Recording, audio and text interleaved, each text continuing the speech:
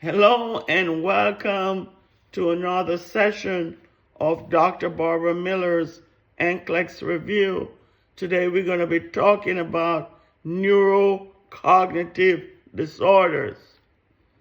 So let's start with delirium. There are three things that we'll discuss: delirium and dementia. Two things, rather. So delirium is characterized by a disturbance of consciousness and a change in cognition that develop over a short period of time. If you compare and contrast delirium versus dementia, dementia is a long process, while delirium, it lasts very short period of time. So dementia is a progressive deterioration of the cognitive functioning and global impairment of intellect with no change in consciousness. So if you're going to compare and contrast both, it occurs, what are the characteristics between delirium and dementia? The onset for delirium is sudden, over hours to days. Dementia slowly, over months to years. What are the contributing factors for delirium versus dementia? For delirium, fever, hypertension, infection, low glucose, hypoglycemia, adverse drug reaction, head injury, emotional stress, and seizures. And in contrast, dementia, Alzheimer's disease, neurological disease, vascular disease, alcohol use disorder, and head trauma. Cognition for delirium, impaired memory, judgment, and attention span that fluctuates, and dementia, impaired memory, judgment, and attention span at their abstract thinking. And the speech for delirium is rapid, inappropriate, incoherent, and dementia, incoherent, slow, and inappropriate. The prognosis for delirium, it is reversible with treatment. Dementia is not reversible. It just continues until the patient dies. So Alzheimer's disease is the most common cause of dementia in older adults. It is marked by impaired memory and thinking skills. The disease is classified into 3 stages. Okay. Stage 1, mild memory lapses, losing or misplacing an items. It could be your car key or your cell phone.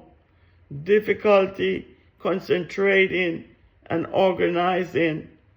Unable to remember material just read, or unable to remember what they had for breakfast in a short space of time. Still able to perform activities of daily living. Their short-term memory loss notable to close relation. Then you have stage 2, that's the moderate stage, forgetting even one's own history. They cannot remember. Difficulty performing tasks that requires planning and organizing. For example, paying a bill could be a major problem. Managing their money. difficulty with complex mental math problems, personality and behavioral changes appear withdrawn or subdued, especially in social or mental challenging situations. They are very compulsive and repetitive. They change in sleep pattern. They can wander. They have sundowning, where they become very agitated. You want to ensure safety. Safety is paramount. They can be incontinent, clinical findings that are noticeable to others. Then you have, say, 3, losing ability to converse with others, so they may confabulate to fill the gap in. They do need assistance with their activities of daily living. They become incontinent. They lose awareness of one's environment. As it progresses to difficulty with physical ability, walking becomes an issue, sitting, and eventually swallowing.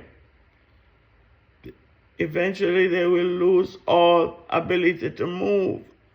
They can develop stupor and coma. Death frequently related to choking or infection. So what are the medication? Medication for clients who have Alzheimer's disease, cholinesterase inhibitors, donazepam, galantamine, okay? The NMDA antagonists, such as memantine, or the SSRIs, this citalopram, okay, or paroxetine. For anti-anxiety, lorazepam and oxazepam. So your nursing intervention for dementia, you want to evaluate the client's levels of cognitive and daily functioning. You want to identify any threats to the client's safety. Okay? You want to monitor if they start wandering, going outside alone. You want to interview family members to obtain a full history. You want to use short, simple words and phrases. Speak slowly. Have clock, calendars, and personal item in clear view. And you want to review resource available to understand the disease better. Caregivers need to be trained, okay, to avoid any frustration. And you want to maintain consistent routine.